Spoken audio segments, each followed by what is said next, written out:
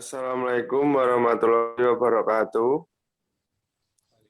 Perkenalkan, kami dari kelompok 8 mereview jurnal dengan judul jurnal Struktur dan Agensi Analisa Sosial terhadap Perilaku Korupsi.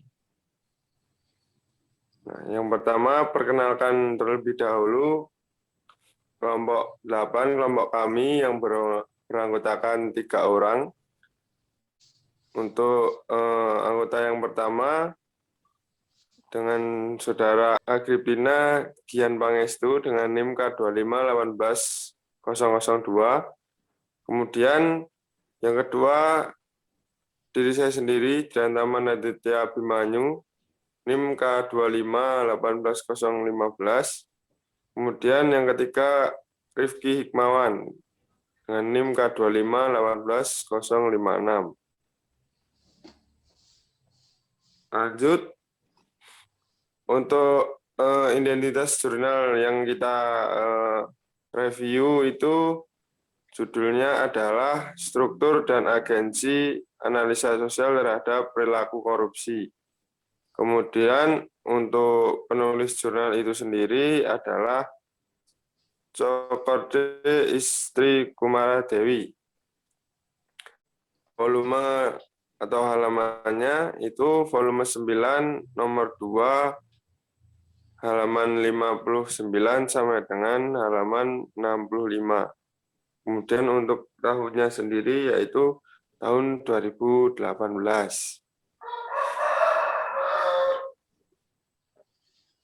Latar belakang dari jurnal itu ini yang kita review, yang kami review itu banyak kasus korupsi yang saat ini semakin jadi di Indonesia ya. Kita ketahui Indonesia itu sering terjadi korupsi, mulai dari pejabat tinggi negara sampai kepala desa. Pemberantasan korupsi yang sampai saat ini dapat dibilang sangat ketat, masih saja terdapat kasus yang terjadi. Kali ini kita akan membahas korupsi.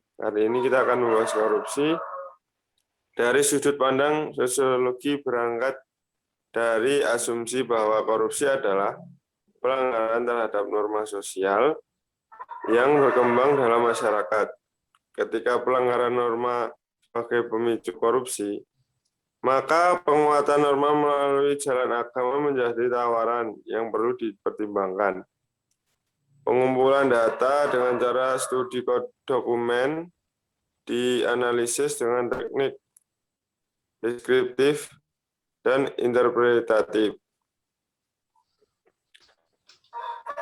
Lanjut.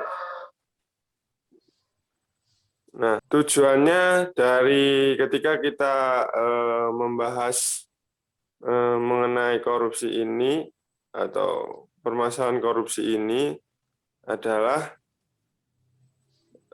dari asumsi bahwa korupsi itu adalah pelanggaran terhadap norma sosial yang berkembang dalam masyarakat. Korupsi itu jadi bentuknya adalah suatu pelanggaran.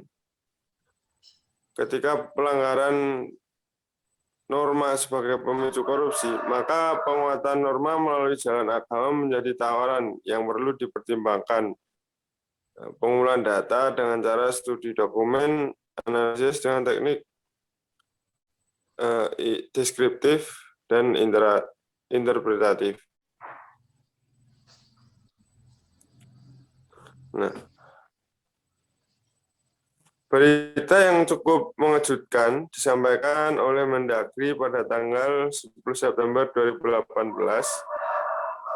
bahwa ASN terlibat kasus dan mereka segera akan dipecat dari jabatannya. Kondisi yang sungguh memprihatinkan di tengah gencarnya Komisi Pemberantasan Korupsi melakukan upaya-upaya untuk mencegah dan memberantas korupsi di Indonesia. Media lokal di Bali memberitakan bahwa beberapa kepala desa kini sedang berurusan dengan hukum karena tindakan korupsi yang mereka lakukan dalam mengelola dana desa yang digelontorkan pemerintah. Orang-orang sepertinya tidak merasa kapok untuk melakukan korupsi di Indonesia. Cukup ironis sih, yang ditampilkan di media sosial bahwa para koruptor tersenyum-tersenyum manakala diwawancari awak media tentang kasus yang menjerat mereka. Hal ini tampak manakala anggota DPRD Kota Malang yang ditangkap KPK secara berjamaah melakukan korupsi. Mereka tampak senyum dan sedikit pun tidak menampakkan rasa bermasalah ketika digiring KPK dengan memakai rompi orange. Kondisi seperti ini sungguh memalukan dan harus diberantas demi masa depan bangsa yang lebih bagus. Berdasarkan data tersebut di atas, maka tulis untuk mengungkap berdasarkan dari yang saya jelaskan di awal tadi, itu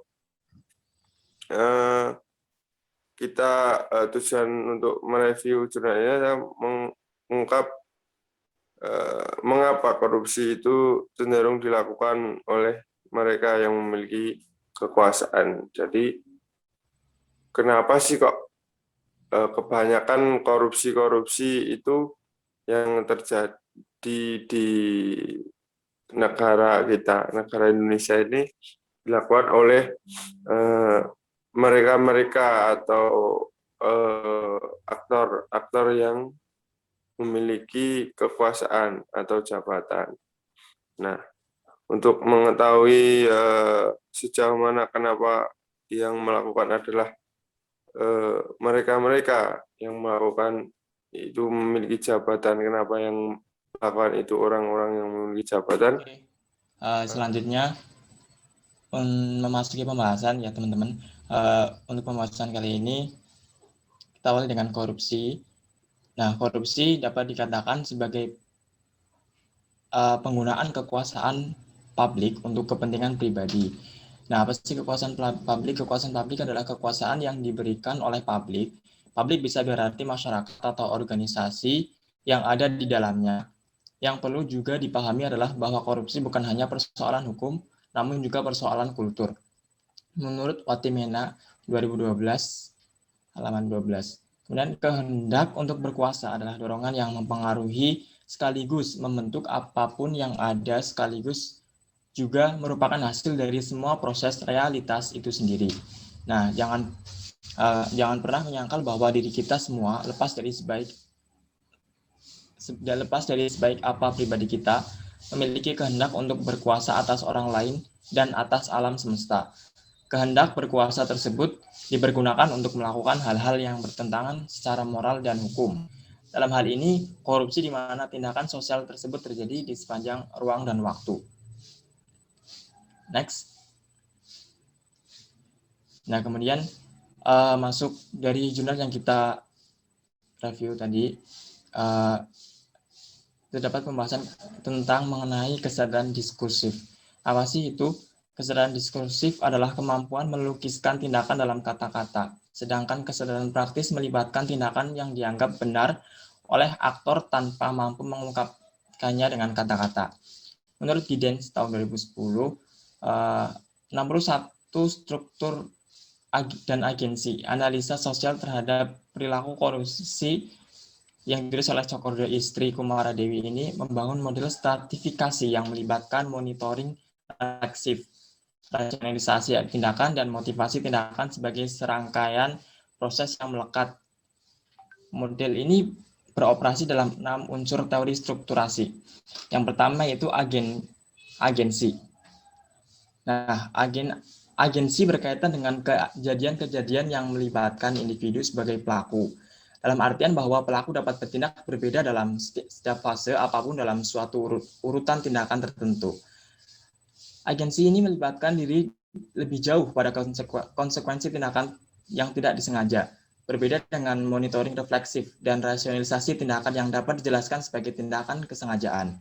Konsekuensi-konsekuensi tidak disengaja itu secara rutin disebarluaskan sebagai sebuah hasil tidak terelakkan dari perilaku rutin yang secara refleksif tetap dipertahankan oleh pelakunya. Hal ini menegaskan bahwa setiap tindakan sosial melahirkan konsekuensi-konsekuensi, baik disengaja maupun tidak disengaja, yang seluruhnya dirutinisasi dalam waktu dan ruang sosial. Kemudian yang kedua ada agensi dan kekuasaan.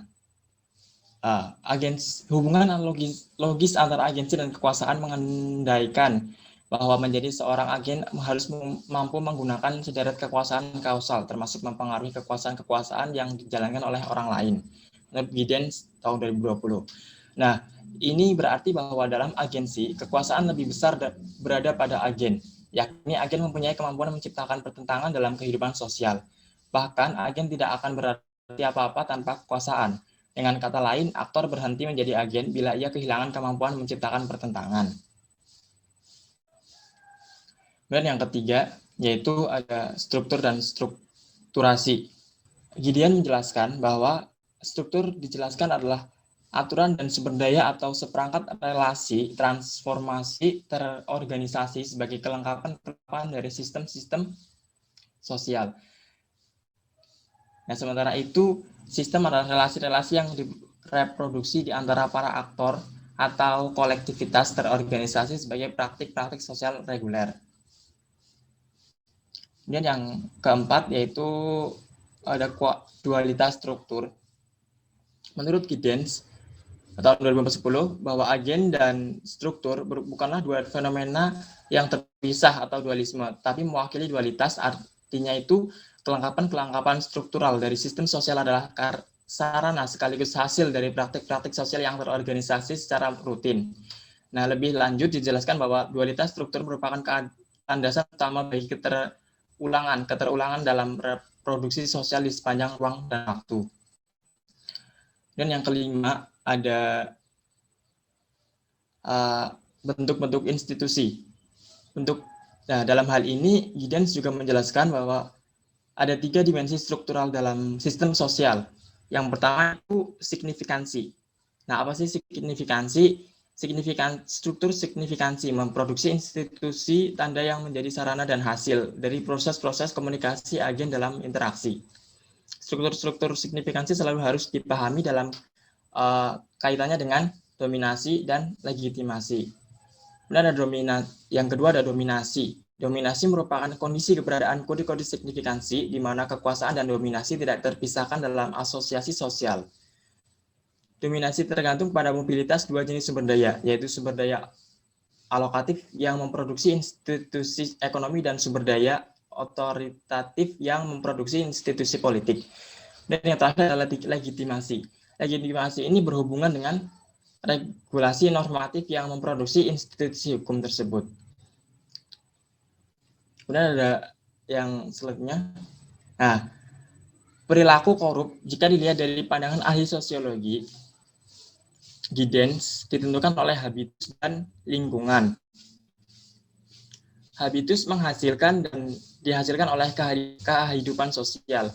Tindakanlah yang mengantarai mereka, yaitu habitus dan kehidupan sosial. Di satu pihak, habitus diciptakan melalui praktik atau tindakan di pihak lain. Sedangkan habitus adalah hasil tindakan yang diciptakan kehidupan sosial. Walau habitus adalah sebuah struktur yang diinternalisasikan yang mengendalikan pikiran dan pilihan tindakan, namun habitus tidak menentukan. Nah, untuk lingkungan sendiri, tadi kan dijelaskan Giddens ada 2 ya, habitus dan juga lingkungan. Untuk lingkungan atau field, menurut Bourdieu lebih bersifat relasional ketimbang struktural.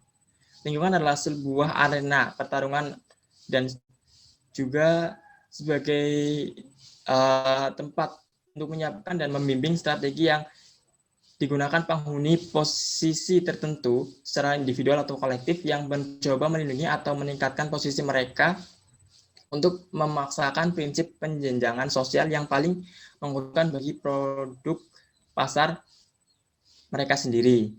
Nah, untuk dalam kehidupan sosial terdapat sejumlah lingkungan semi otonom atau seperti juga kesenian, keagamaan, dan ekonomi.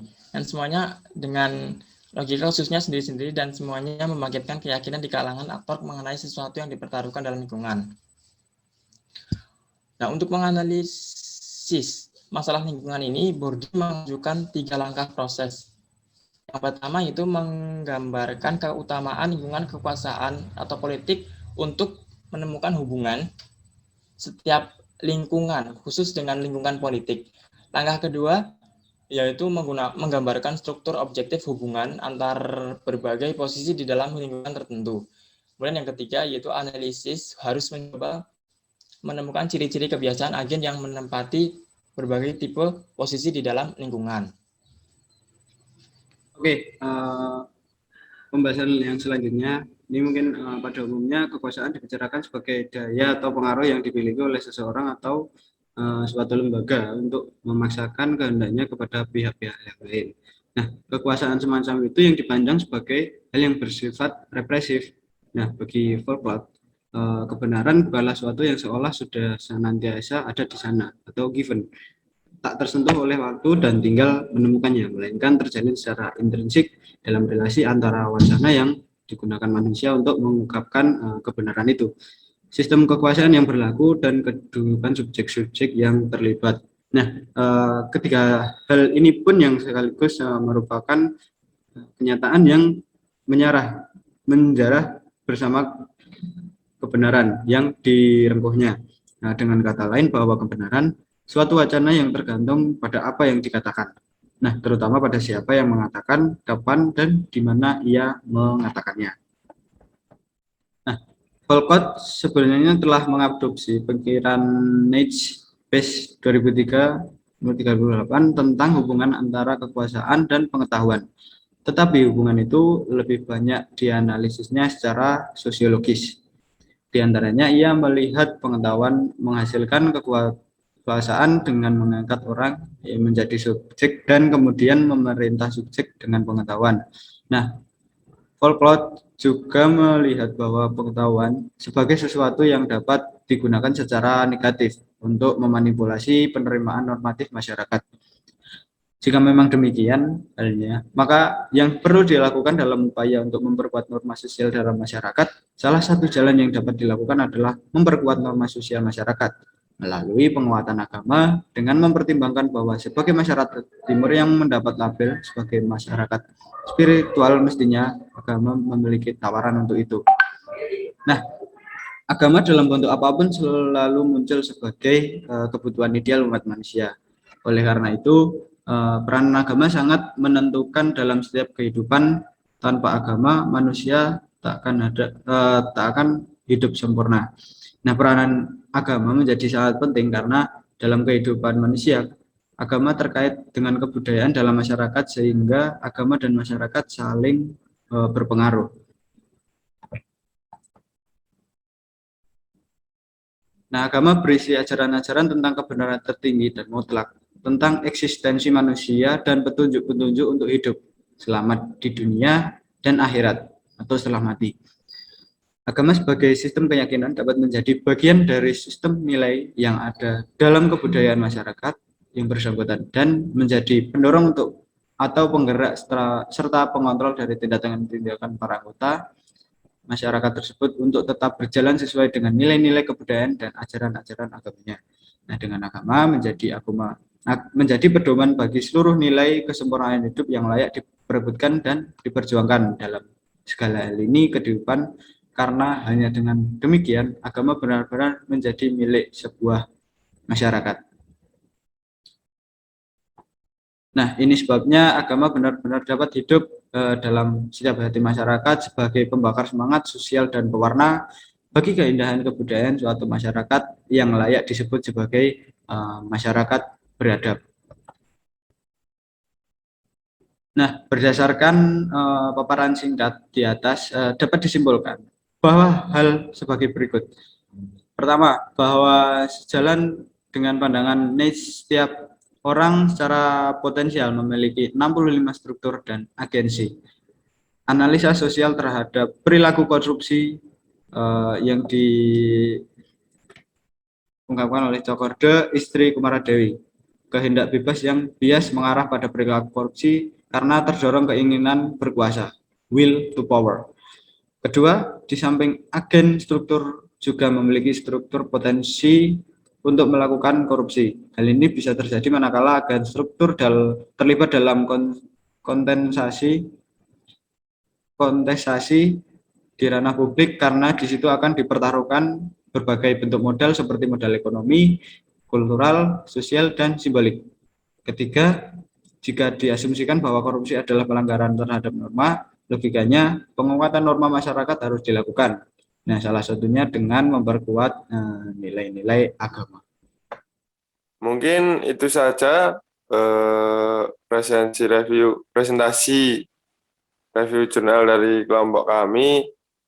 Kurang dan lebihnya ada salah kata, kami mohon maaf. Billahi taufiq wal hidayah. Assalamualaikum warahmatullahi wabarakatuh.